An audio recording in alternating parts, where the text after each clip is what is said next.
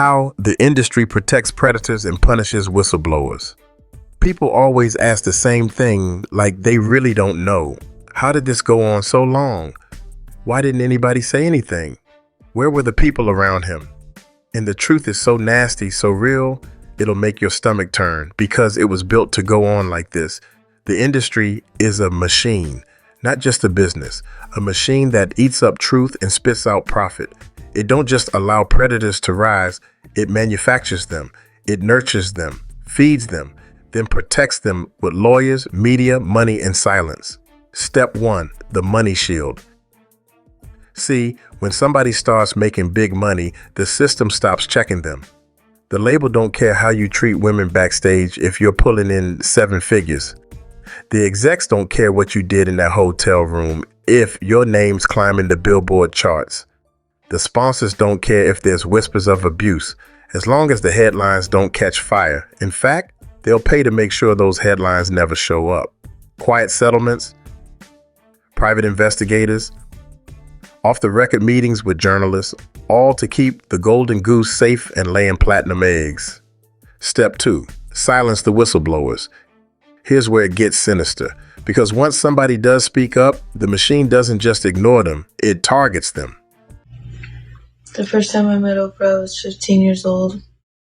I was taken by my pimp to a house in Simi Valley. I didn't have to do anything with her. I met her.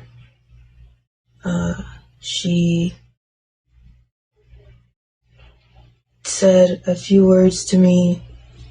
She kissed me. She gave me an e-pill. Kissed you how? Me, like a tongue kiss. A tongue kiss? And she gave you an e-pill. What is E? Ecstasy. Okay. And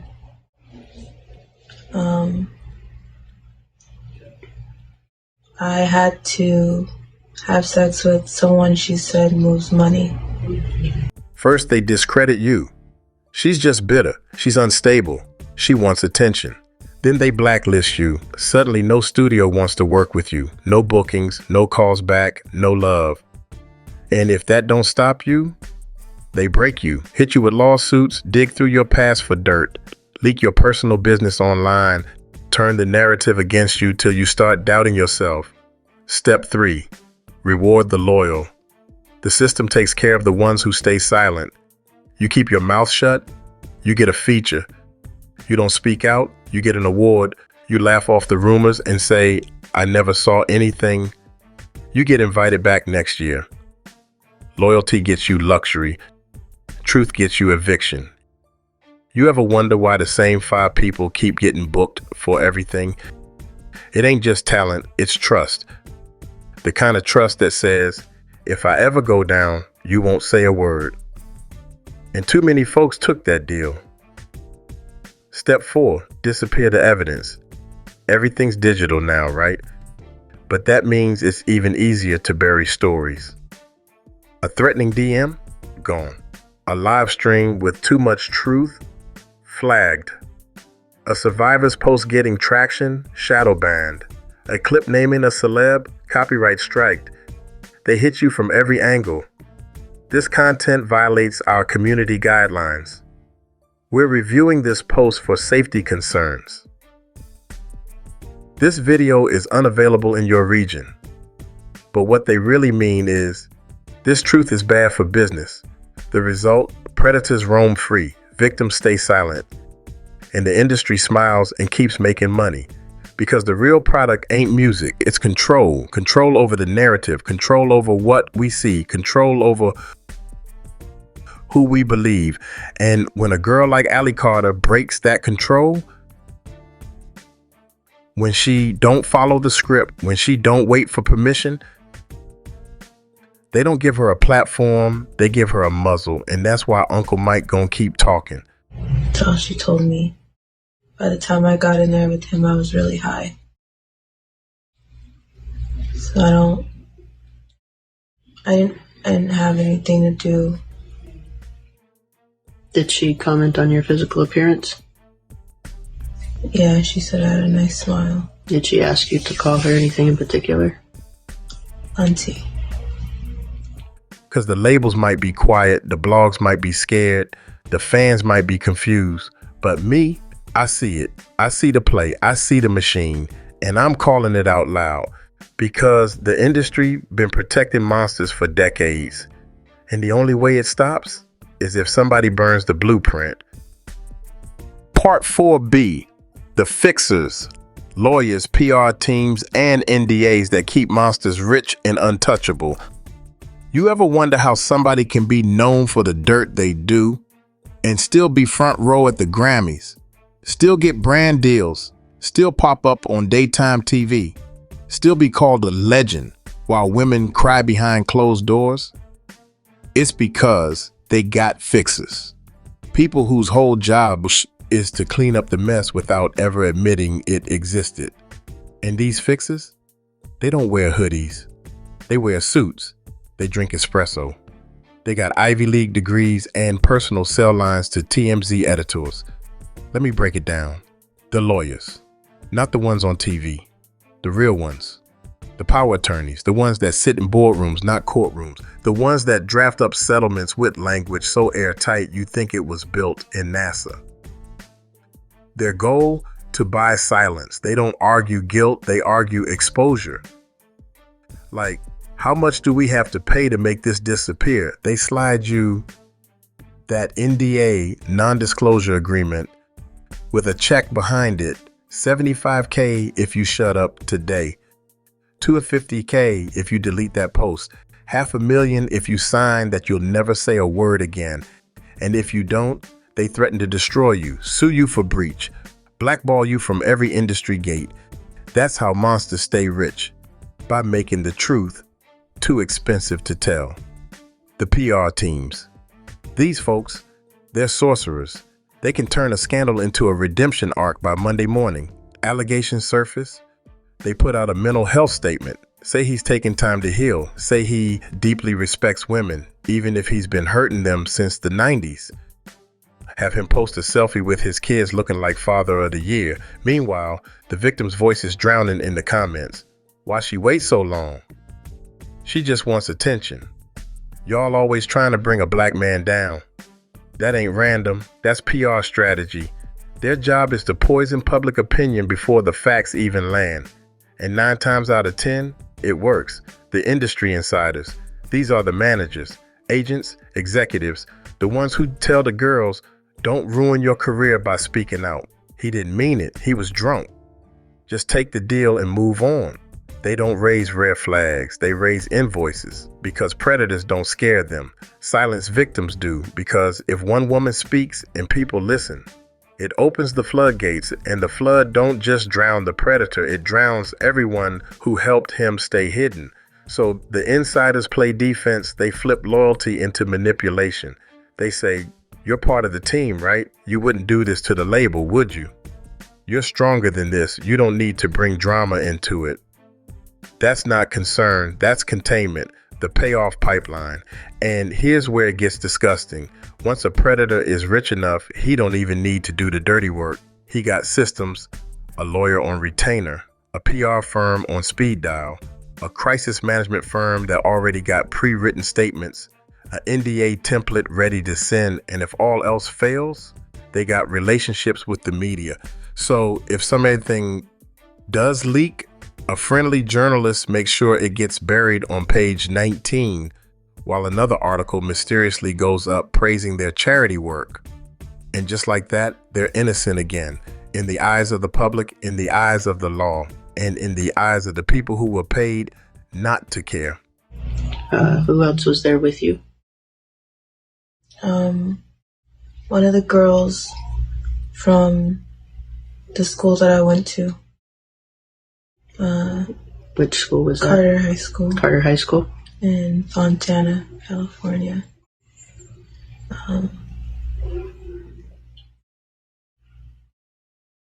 But she didn't go to the same room as me.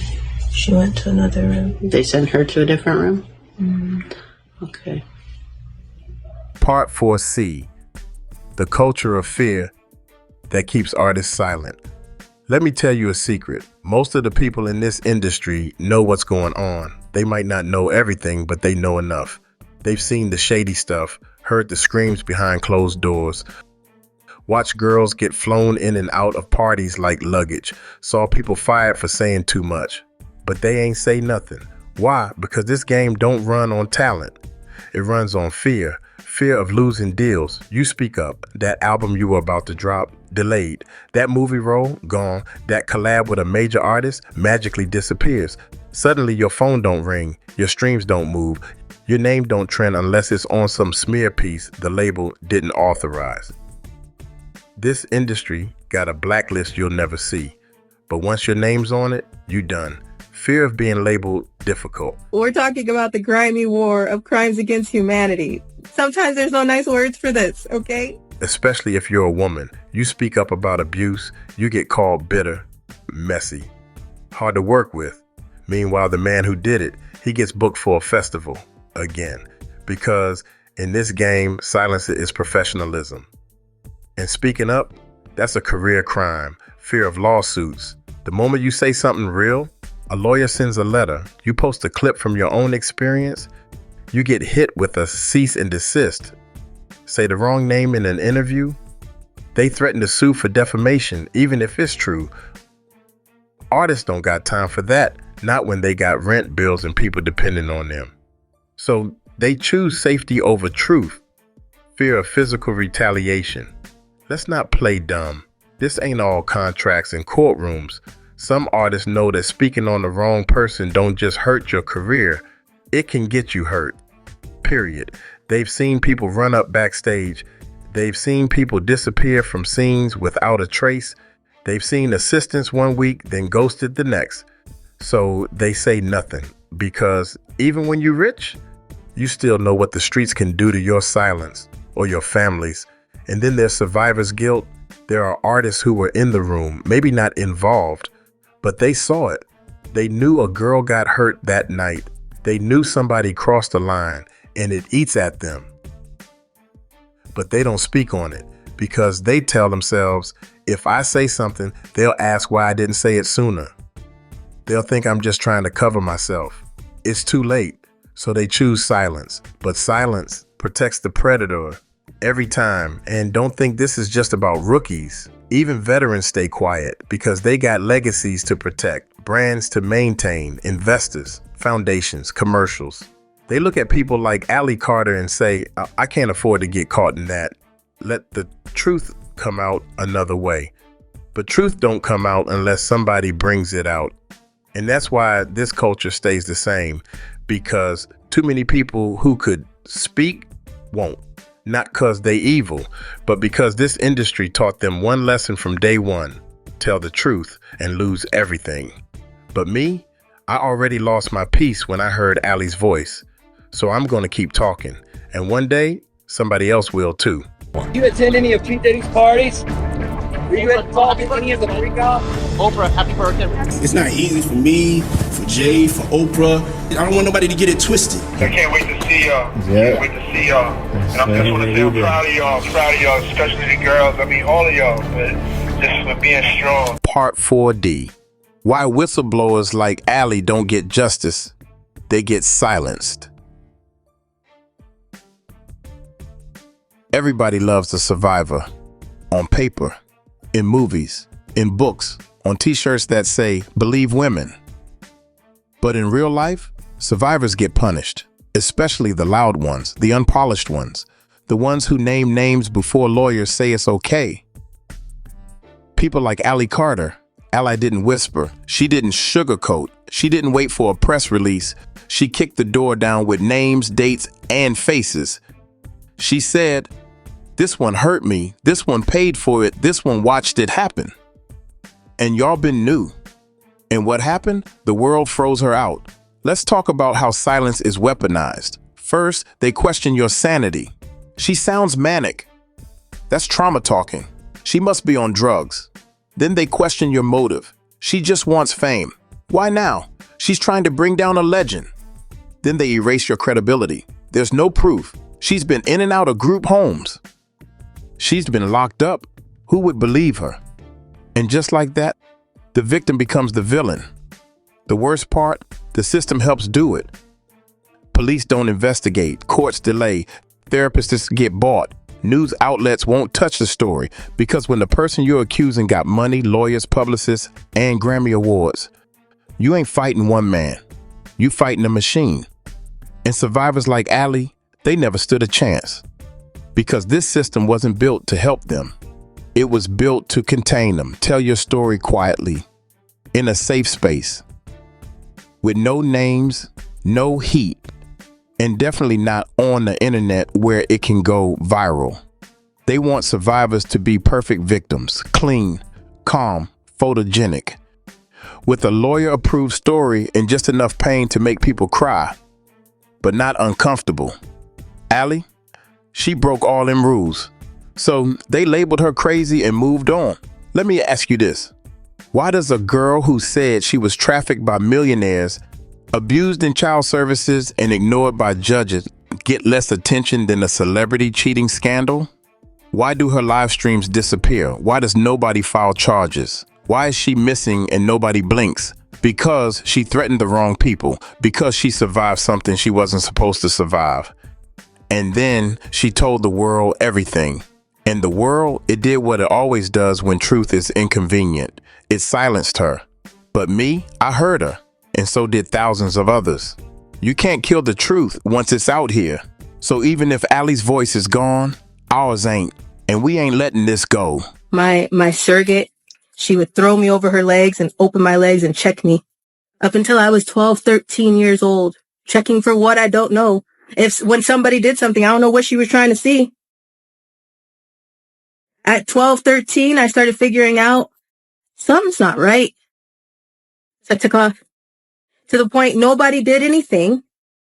And then I was like, there's no telling anybody about this. Nobody's going to believe me. Nobody is going to hear me. Nobody is going to want to check. CPS came countless times since I was 3 months old. At 4 years old, I was abused by a babysitter that was in Ritchie Canyon, California, under community care licensing. She locked me in a room. She sold me to her boyfriend. And when I fought back too hard, and after he got done with me, he dropped me in the driveway and waited for somebody to come get me. Part 4E. How YouTube, TikTok, and the media help bury these stories. People act like the internet's the great equalizer. Like anyone with a phone can speak truth to power. Like platforms are here to give everyone a voice. Nah, that's cap. Let me tell you how this digital world really works when you try to expose somebody big. The algorithms don't lift you up, they bury you. You ever notice how fast your video disappears when it's about a celebrity with lawyers? Let you post a funny dance or a prank. Boom, 20K views overnight. But say Diddy's name, say trafficking, say NDAs, say this celebrity abused me. Now all of a sudden, your views get stuck at 147. Your live stream crashes. Your upload gets age restricted, 60K, then it just stops cold. That's not coincidence. That's not bad timing. That's platform protection mode. Here's how they do it. Step 1, suppression. YouTube calls it limited distribution. TikTok calls it content violation. Instagram calls it community safety. But what they're really saying is, you talking too real, and that makes advertisers nervous. So they shadow ban you, not delete, just hide. Nobody gets notified. Nobody sees your posts unless they search deep. Nobody knows your video exists because the algorithm shoved it in a closet. Step 2, flagging keywords. You use words like sexual abuse, trafficking, P. Diddy, Epstein, Playboy Mansions, Cassie testimony files, and boom, your post gets flagged. Why? Because those words trigger filters. Not filters for truth, filters to avoid lawsuits and brand fallout. Platforms claim it's to protect viewers, but ask yourself, why is a video exposing child abuse flagged faster than a video of violence or fake pranks? Step 3, monetization sabotage. Even if your video gets views, they slap it with limited ads, yellow $, no revenue, no discovery boost, no trending tab. And you got to sit there watching your numbers climb with no payout while some influencer gets paid 6 figures to lip sync a song and smile for a skincare brand. Because real stories don't sell ad space. Step 4, distraction. Sometimes they don't suppress your video. They just flood the timeline with nonsense. The moment Ali Carter starts trending, suddenly there's 50 new viral clips of celebrity drama, Kim's outfit, Taylor Swift's ex, some staged street fight in front of a McDonald's. It ain't random, it's digital misdirection, because if they can't shut you up, they'll drown you out. And the news media, worse. They could cover these stories. They got budgets, fact checkers, microphones, but they stay silent because they're scared of lawsuits, scared of backlash, and scared of biting the hand that feeds them. You ever see CNN or NBC run a deep dive on Ali Carter, on Cassie's full testimony, on what Gene Deal's been saying? No, because mainstream media got bosses who got friends with record labels and film studios. So even journalists who want to tell the truth get muzzled. And here's the saddest part. The platforms love to say, we're here for victims. We uplift marginalized voices. We support mental health. But when a girl like Ali speaks from her soul, screaming her truth with tears in her eyes, they hit her with a violation. They delete her live. They make sure she ain't seen because they don't really care about the truth. They care about comfort.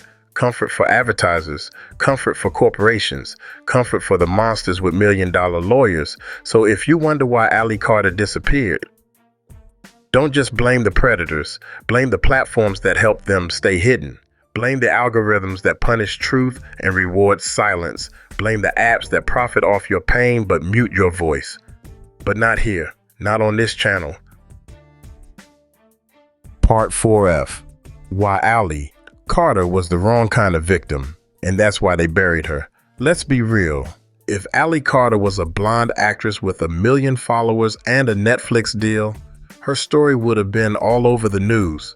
The headlines would have read, "Brave survivor speaks out. Hollywood elite accused.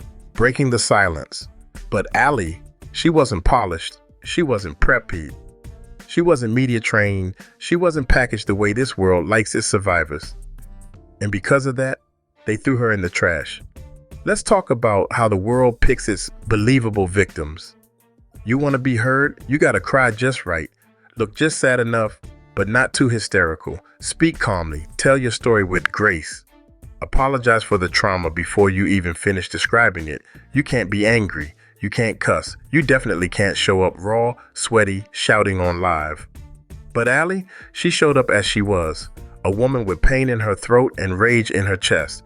A girl who'd been tossed around by systems since she was a child. A survivor who never got to heal before she had to testify.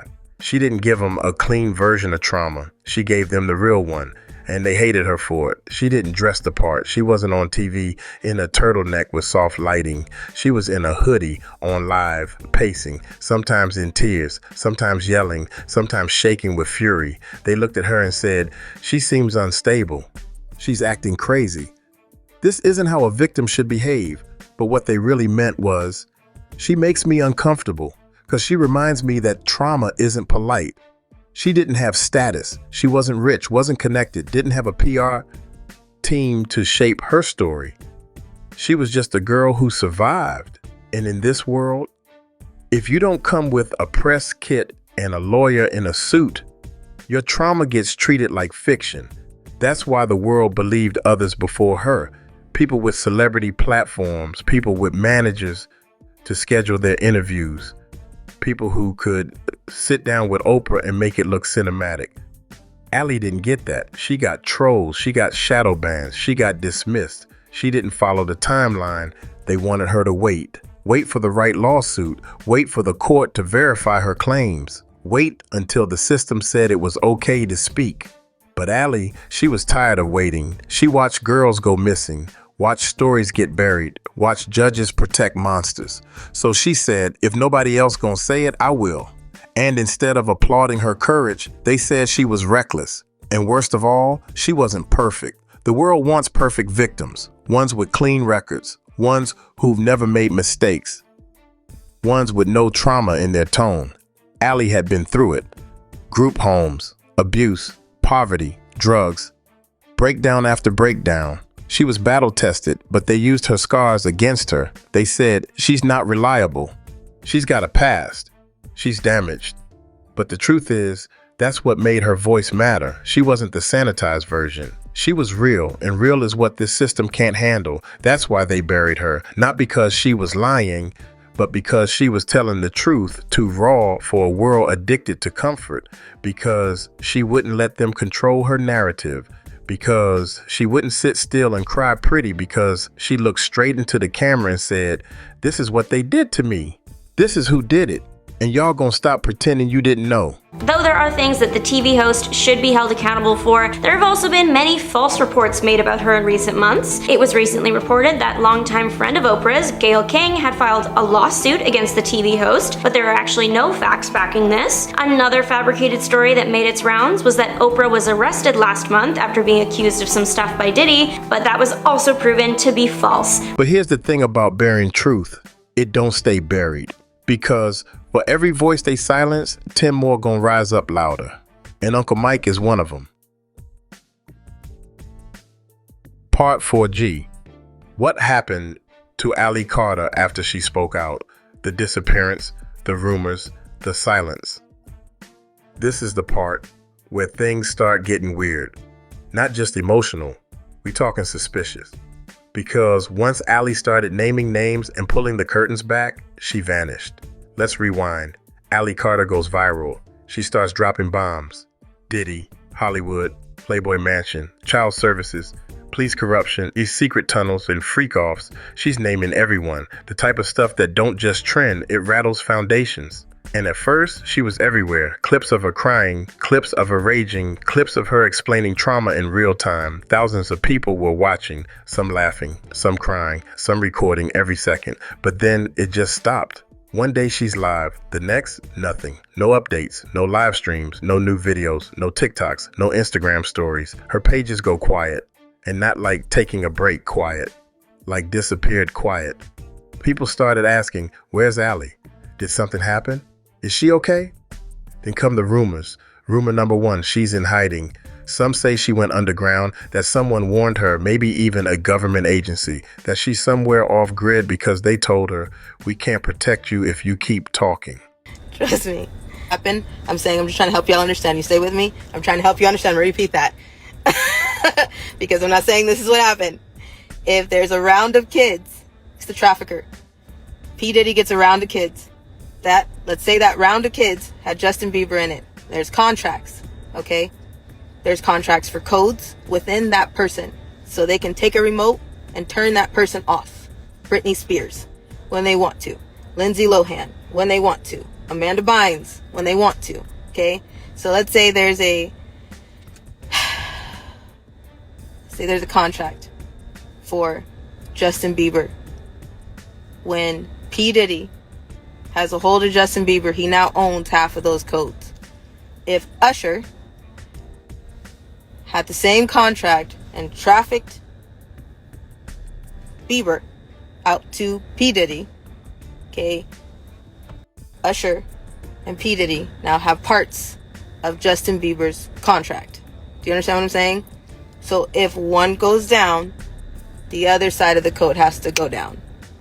If there's a property linked to that person, Kevin Hart, because they had something to do with the trafficking of Bieber, then their property will go down because there's a code to that property. There's a code to everything. Your social security number is like a code. Okay? But depending on the level of MK Ultra, people have auctions for the codes on that person. She was committed. Others believe the system grabbed her. They say police came to do a wellness check. And when she wouldn't quiet down, she got labeled unstable, put in a hospital, drugged up, silenced legally. That's what they do to inconvenient survivors. They don't need handcuffs when they got psych evaluations. Rumor number 3, she was threatened. And this one, it's the one that don't sit right with me. Because right before she went dark, she started saying things like, if anything happens to me, they already watching. They've been following me. Y'all better screen record everything. She knew something was up. And when a girl knows she's a target and then she disappears, that ain't paranoia, that's pattern. But here's what's worse. When she stopped posting, the world moved on. No Amber Alert, no news headline, no celebrity repost, no calls to action. The same people who said, we support survivors, silent. Because the truth is, if you're not cute, clean, and convenient, nobody comes looking. Allie Carter disappeared, and the internet barely blinked. Why? Because she was saying too much, and she wasn't saying it the right way. So the platforms let her fade. The media ignored it. The industry breathed a sigh of relief, but we didn't forget. Uncle Mike ain't forget. You ain't forget. The real ones saw what happened. We screen recorded, we backed up files, we clipped her lives, we wrote down everything. Because even if they erased Allie Carter from the feed, they can't erase what she exposed. And until we know exactly what happened to her, we keep the story alive. Because silence ain't peace, it's a warning. Part 4I. Why this case is bigger than Diddy. The war between truth and control. Everybody think this is just about one man, just about Diddy, about the freak-offs, about the lawsuits, about the allegations. But nah, this is bigger. This ain't just a case. This is a war between truth and control. And for the first time in a long time, the truth got the mic. Here's what you got to understand. The people in power, they ain't scared of going to jail. They scared of losing the script. Because for decades, they've been able to control who speaks, control what's said, control how it's framed, control when it drops and who hears it. And when somebody breaks that rhythm, when someone like Allie or Gene Dill or Cassie says, nah, I'm saying it now, raw, unedited, and without your permission, that's war. Diddy's trial is the tip of the iceberg. But what's underneath?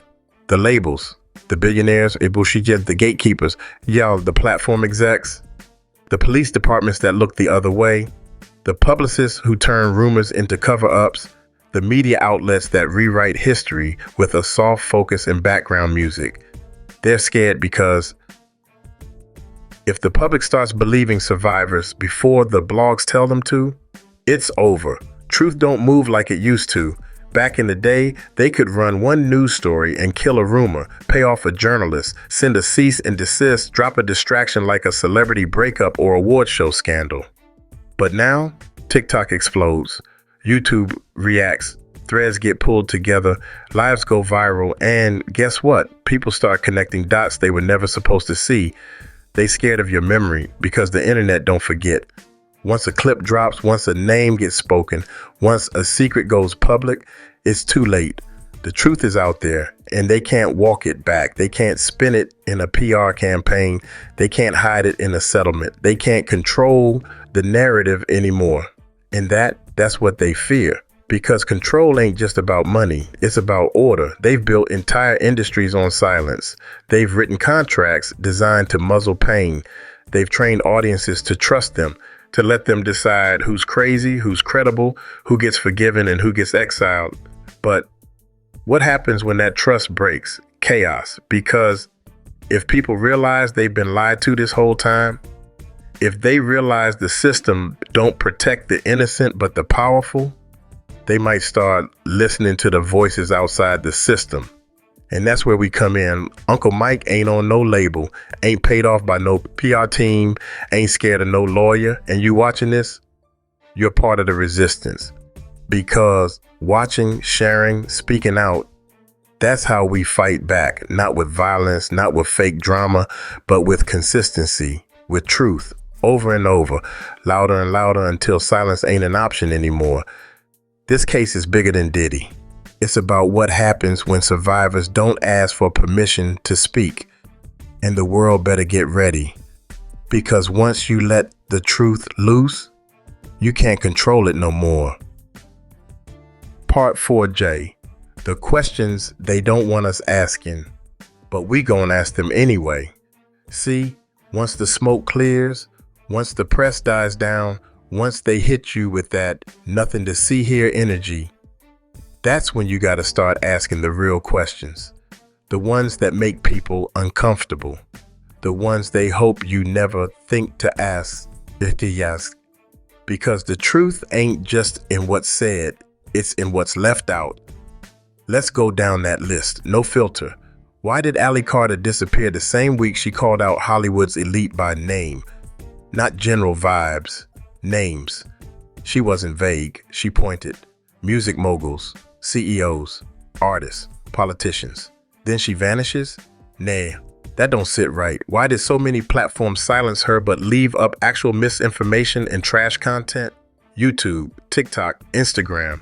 You mean to tell me a girl talking about her own trauma violates community guidelines, but videos of people fighting in Walmart, gossip blogs spreading lies, thirst traps and scams, those stay up? So who's really deciding what gets seen and why? Why were there no mainstream media stories covering her accusations?